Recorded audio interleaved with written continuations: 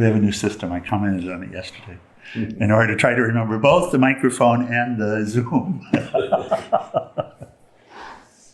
Okay, let's begin with Gita Dhyana.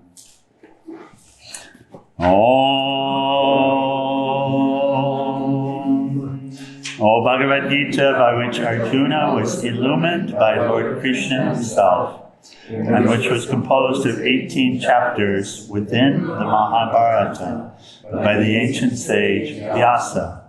O Divine Mother, destroyer of rebirth, who showers the nectar of oneness upon us.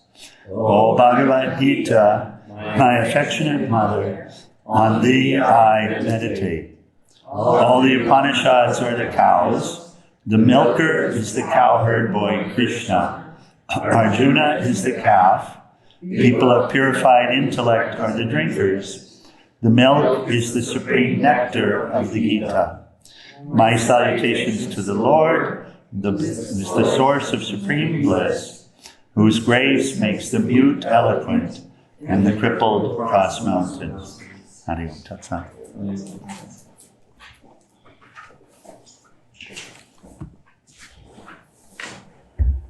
So the kirtan that Shivadas led this morning is where we are, in a way, which is the... Lord Krishna is very much teaching yoga now. He's teaching the practice of yoga, So we haven't, in satsang, we haven't struck an asana yet, other than this one. But this is the yoga teaching that's being shared, which is chapter 2. There she is right there. But it's okay. We don't have to run up to when she's resurfaced. Sorry, for those online who can't see the little critters, we have a few little, Brahman in the form of crickets. Oh. It's true. Or Krishna in the form of crickets.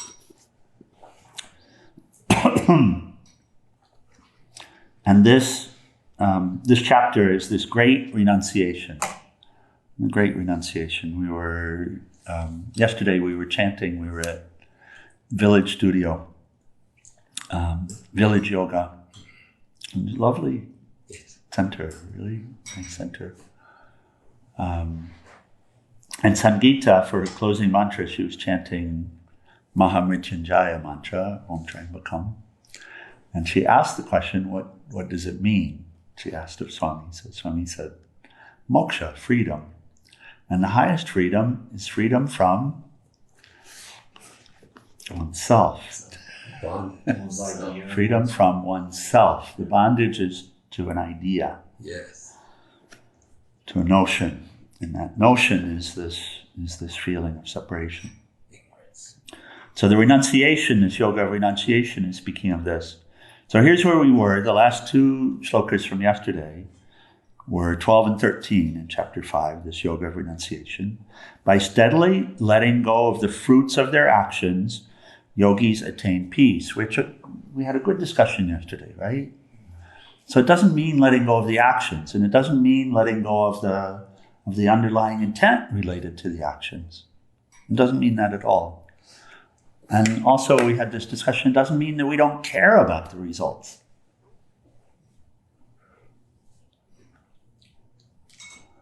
Are we there? Yeah, yes. That was a good discussion. It doesn't mean that we don't care about the results. You see, our view has become so perverted over so many births, so perverted, so odd, that the only care we have is for me, I, me, and mine. Mm-hmm. And that's a perversion. Because you are I, and I are you. But somehow we've isolated ourselves off into this body. We're soul. We've isolated ourselves into this body. We say this body is I. And this is either mine or not mine. And it's either something I want or something I don't want, right? And that's become our view of the world.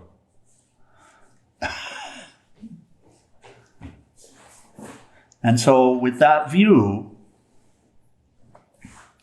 then when we ask the question, what do you want? The answer will bubble up as something personal. I want a job. I want freedom, but it's only speaking of this little I. What do you want? Peace in the world. What can you do about it? I can give myself to peace. Right? But instead, this notion has come that in order to have an interest in something, that means I have to have something that comes back to me for it. But here that's being broken. And Lord Krishna is saying, no, you should have an interest, but it's not about you, because there's no little I here. Huh? So yes, we should work with care. We should care. But then we also have to understand that the results, do we have a role in the results that come? Yeah. Do we have a role in what happens? Yes. Here? Yes. Yeah. Do we have the final say? No.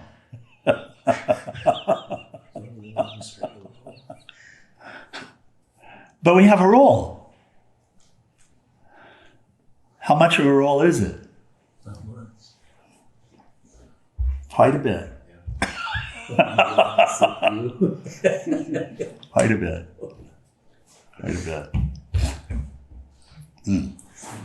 There's a beautiful tradition, the Brahma Kumaris. And I just had a flash of a card that they were handing out several years back when I was with them in Florida for a meditation event. And they said, on this card it said, the condition of the world is the totality of the condition of the inner world of each individual. So we have a lot to do with the state of this, the state of the experience that we have. So it's our responsibility. Our opportunity, yes. So here, he's not saying letting go of action. He's not saying letting go of interest in action. Interest in action doesn't have to be what you get out of it. Interest in action can be what could come from it. Right? See? Yeah. Why do we teach yoga? Because of what could come from it. Positive effects. Yeah, someone could experience peace. Right? Someone could find themselves. It doesn't have to be because of what I get out of it. And that's what's being broken here. That's what Lord Krishna is trying to get us to see and to break, is to renounce the fruit of the actions. So it's not about me. I take myself out of the equation. I do what I'm guided to do for the benefit of all, or as an offering to the Lord. Okay. So that's a selfless role. So by steadily letting go of the fruits of their actions, yogis attain peace. And the attainment of peace is equivalent to the removal of the I. It's the same. Because as long as I want or need something, then I'm constantly in suspense. Right? Because that sets up a whole thing about expectations and judgments and so I'm constantly in suspense. Will I get it? Won't I get it? Mm-hmm. Right? Caught in the outcome. So I've cloistered myself into my space because I'm so disturbed by the world. So I've cloistered myself in my space, and now I don't want anyone that could possibly disturb me to come into my space. But will it disturb me that someone that could disturb me might come into my space? Oh. Preoccupation. Did you catch what was said? Yes. Will I be bothered about the thought that maybe someone could come in and disturb me? How many locks will I have to put on the door? Never enough. And then will it disturb me when I do have to go outside? So it'll disturb me to think about having to go outside at some point. So there's no peace. As much as you try to build that shell, there's actually no peace. But when there's no I in the equation, then there's peace. When I take myself out of the equation, then there's peace. Right? When I don't live for myself anymore, then there's peace. When I become non-concerned about the fruits. And Lord Krishna said something a few days ago that's so important. And he was speaking of living on the residue, the ash from the sacrificial fire. What does that mean? That means living on whatever comes to us as a result of this life and this interplay. And it actually does come to us as a result of our actions. Yes. It does. Unasked for, but definitely related to our own actions, to our own thoughts, our words, and our deeds. We see that, right? Yeah. So what to do? Perform proper action, beneficial action, and don't expect anything from it, but accept what's offered. And accept that as the ash from the offering, the residue of the offering. And then we're erasing the little I, and there's peace. Mm-hmm. And then there's peace. And by the way, if something doesn't come today, then okay. Right? Okay. This is the way it is. You're not holding onto your seat waiting for something. It's peaceful that way. It's very peaceful. And then if you make it through that, then of course what's needed will come. On pilgrimage, I remember Peace Pilgrim fasting for 30 days prior to her starting pilgrimage. And so she would talk about this. She would say, she said, I walk until offered shelter and I fast until offered food. And it's always offered. Aren't people amazing? And the amazing is that which is within that's actually offering the shelter or the food without asking. And it's not a person. It comes through a person. But it's something much higher. It's clearly compassion, love, kindness. But it would only come if there were no expectation. Otherwise, that person walking through the desert gets a different offering. And it's exactly what they need. So when I was walking in Southern California, on the coast to coast, this is something being faced. So I knew it. And within this sea,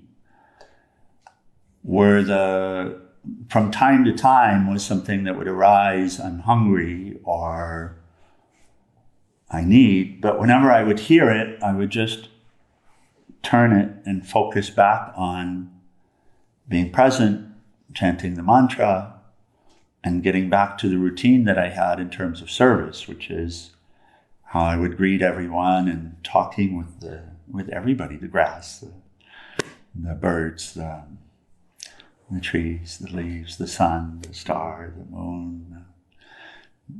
In other words, actively, intentionally living to serve and constantly asking how to serve and listening and observing and doing. And then when some self-centered notion would come, I would leave it, set it aside. If something about hunger, I might say, so what to do about that? To myself. So what to do about that? There's nothing here. We made a commitment. Let's get back to focus on what we need to do. And there was a fast for a day and a half. Wasn't that long at all. I mean, compared to fasts, as fasts go. It's like Ekadashi. It's just like Ekadashi. It's exactly what it was. It was Ekadashi. If I check the calendar, I'm sure it was. And then after that, there was something offered every day. So that's that ash from the sacrificial fire. Right? And if it came by that point, if it came, great. If it didn't come, fine. And then it's Ekadashi. It must be Ekadashi. And if Ekadashi lasts a couple of weeks, that's going to be fine too. And then there's peace. And peace is the fruit of that. Because this needy, greedy voice, which is this ego-centered voice that's always talking to us about what I want and what I need, starts to quiet. But unyogic people motivated by personal desires are bound by their attachment to the fruits. And the binding is in the mind. If you look at the state of the mind, there's just no peace. Right? Because it's always watching to see if it gets what it needs. If it will get, or who's the troublemaker here to prevent me from getting, or, right?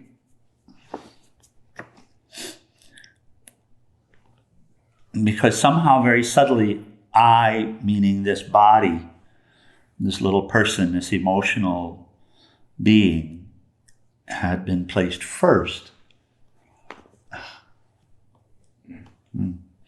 By mentally renouncing the fruits of their actions, yogis' minds become disciplined.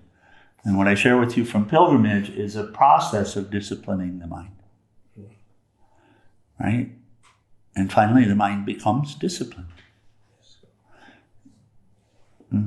The reactive mind learns that the intellect is actually the boss. The intellect learns that Krishna is actually the boss. And everything comes into order, comes into alignment, and there is peace in the kingdom. And couldn't you say at that point, your role becomes an unroll because it just is in divine alignment? There's an active process of getting out of the way, and we'll discuss that a little bit more tomorrow morning as well. Okay. There's an active process of getting out of the way. This morning we speak of the concept of enlightenment, and we're coming here. So by mentally renouncing, thus they know themselves to be the Atman. So that is enlightenment, that knowing oneself to be soul, Atman. That is enlightenment. Who's knowing of it? Well, the intellect is knowing it. The conscious mind is knowing it. But at a deeper level, this as-if bondage that the soul has been experiencing, you could say that it ends through this process, and that the soul ceases to identify with the person. You can say something like that too.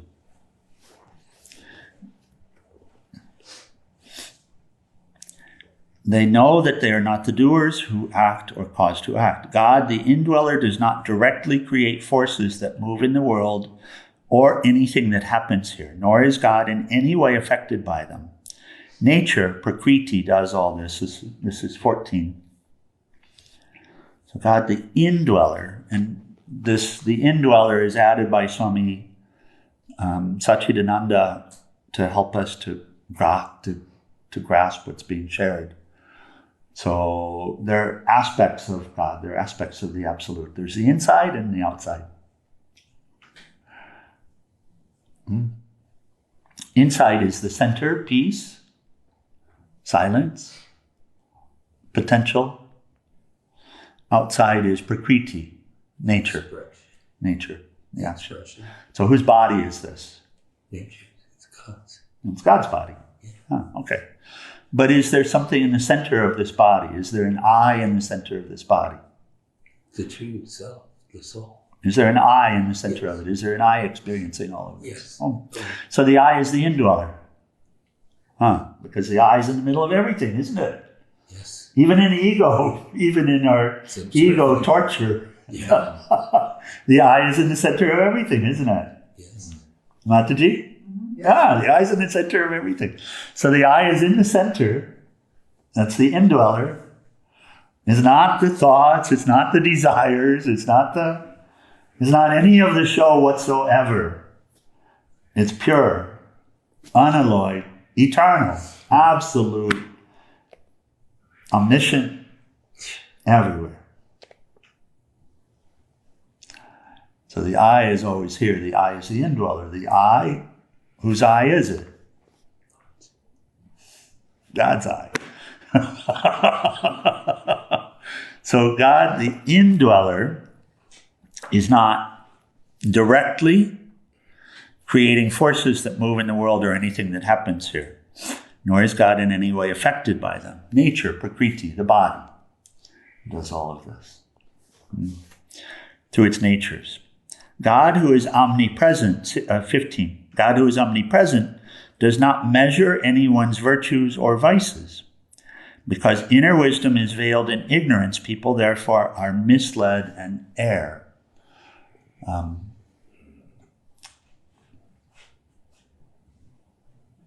does that sound? True. Misled and? Sorry? What was the second one? Error? God who is omnipresent does not measure anyone's virtues or vices. So there's a in a lot of the traditions, there's an idea that God is judging us. But the indweller. But here's being said the opposite of this. Yeah. So it might require some time with it, some time in meditation with it, and some study of it, etc. Especially if we're holding hard onto this notion that I'm being judged by something. So Guru is just more like reacting to your state of mind. Because Unbiasedly. Or it seems that way. Like God is not. So then, here, if this is helpful, Ram Dass, an observation from Ram Dass, he speaks of 3 levels of consciousness. And he says all 3 levels are here all of the time. All 3 levels exist at all times. The lowest level of consciousness is this aspect of consciousness where I take myself to be the doer, this body, and you and I are sitting in this room. So that's a level of consciousness. Mm-hmm. And it's present. Yes. And it might be our experience right now. You and I are sitting in this room. We are together reading from Bhagavad Gita, studying Bhagavad Gita. I'm here and you're there. That might be our experience. So that's one of the levels of consciousness.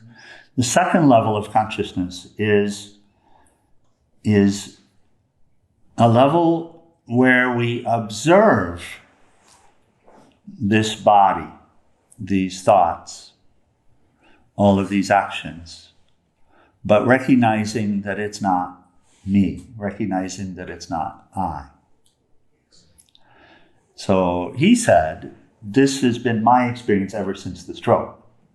When this particular observation he was sharing was after the stroke. Mm-hmm. It's the same experience that we have when we leave the body, that everyone has.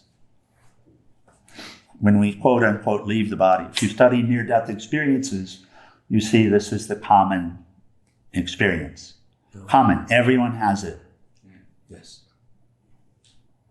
Everyone has it. It's commonly spoken of, for example, if that quote-unquote death happens in an operating room, then the person will find themselves looking down on the body. You've heard this, right? Yeah, so that's exactly what's being discussed here. Looking down on the body, recognizing, but of course, where is the I then? Ever present. In the ashram. The experience is, but the experience is not in the body. Right. Now the I is not in the body, right? Sure. And there's a beautiful meditation. You can actually look, you can scan this body and see, where's the I in this body to begin with? Is it in the hands? No. Is it in the belly? Is it below this line or above this line?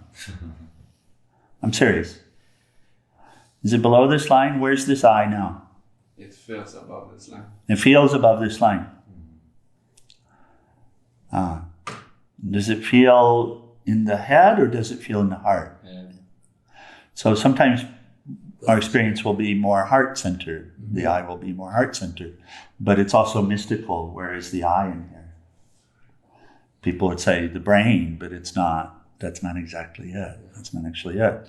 So that's this experience of this lowest level of consciousness. Which part of the brain? Yeah. Which part of that? You can't find it. You can't find it. I is self-evident, but where I is not self-evident. Yeah. Because I can be anywhere. The subject can be anywhere. So when centered in this body, when we say that you're alive, the body is alive, and we're stuck in this lowest level of consciousness, then it seems like I is here and you are there. Right? But then when I get a break from that, which will happen after the physical death, again it'll happen. Again you'll remember.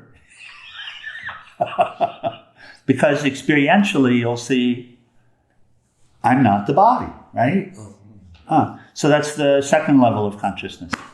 The third level of consciousness, the highest level of consciousness, is at the highest, the supreme level of consciousness, where I only sees I.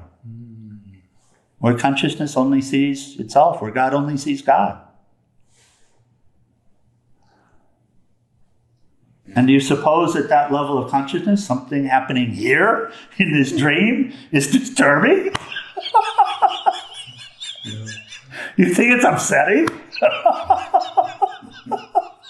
Even at the second level of consciousness, it's not so upsetting, is it? Really? No. How upset are you now that you died? When you were taking yourself to be that body, you were screaming. And now what's happened? Phew, I'm glad that's over. Right.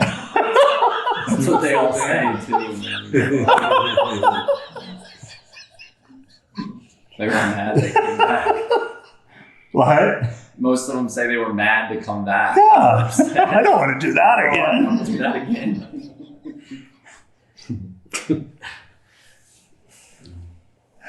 So, at the highest level of consciousness, who's going to judge who? Even at the second level, who's going to judge?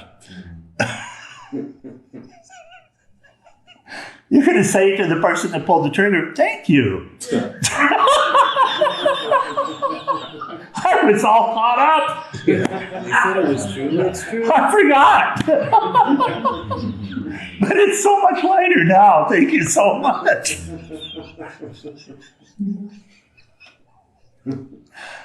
Oh my God, the stuff we get caught up in here.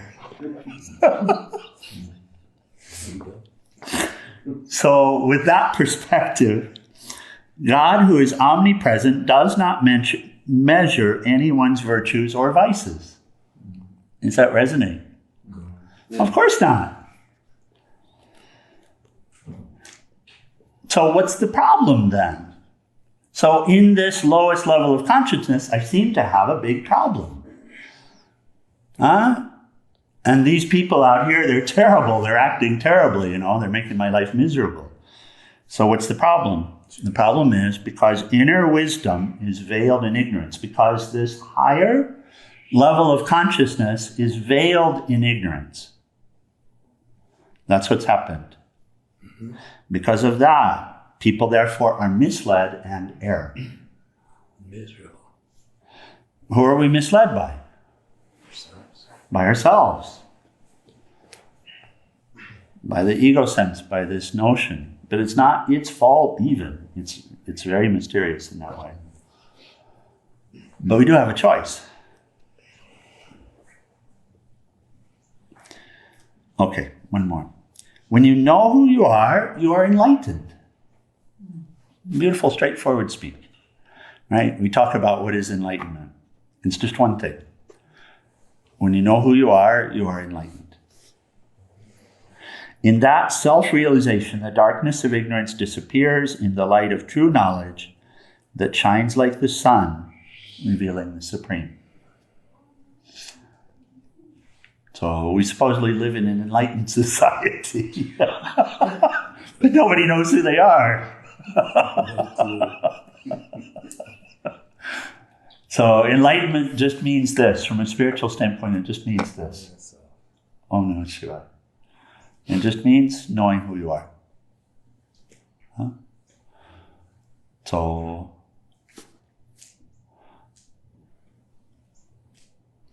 we'll come back to that tomorrow morning and continue that discussion from there. So, comments, questions, anything for this morning? Please, Bonita. When you speak of I, is it like a little I and a big I? Yeah, you'll see through here small s and big S. Yeah. So the I is simply the I. The I is simply the I. It's not that there's another I here. There aren't two I's. But there are two apparent selves. Within yourself, within this persona, within this mental factory, there's awareness of an ego sense, feeling of being separate, and perceived needs and wants from that perspective. It's very loud. It's obnoxious. I need this, I need that, I want this, they need this person's bad, this person's horrible, they did all this stuff. And it's very loud, it's very talky, everything, it has something to say about everything here. But also within this inner experience is your own conscience, which speaks to you completely differently, right? You see a piece of trash on the ground. There's a feeling of picking it up. That's the conscience. But then this thing will say, I don't have time. I can't be bothered. I didn't do it. It's not my fault. Whatever. I'll get sick from it. Somebody, several times, they do something and it seems to be annoying you. It seems to be disturbing you. It's not that that's disturbing you, but it seems to be that that's disturbing you. They keep calling you this name or that name. They never get your name right. And eventually somebody says in here, that's it. I can never see them again. I can never talk with them. They're just miserable people and they have to get out of my life. So, and then fine, you decide they're out of my life. How long before something says, let it go? So that's the two apparent selves, the self-centered self and the God-centered self. And both of them are here. They're as if, but both of them are here. Oh. So one being the little s, one being the big S. I is I. Don't try to break your head on that too much. No, because I'm saying I. That's like. I, me, mine. Everything here is I, me, mine. Everything here is I, me, mine. I is at the center of the world, clearly. So, but everything else is a misunderstanding. Okay, anything else? Any other comment, question this morning? Okay, we'll close with final prayer and arati, page 174. Om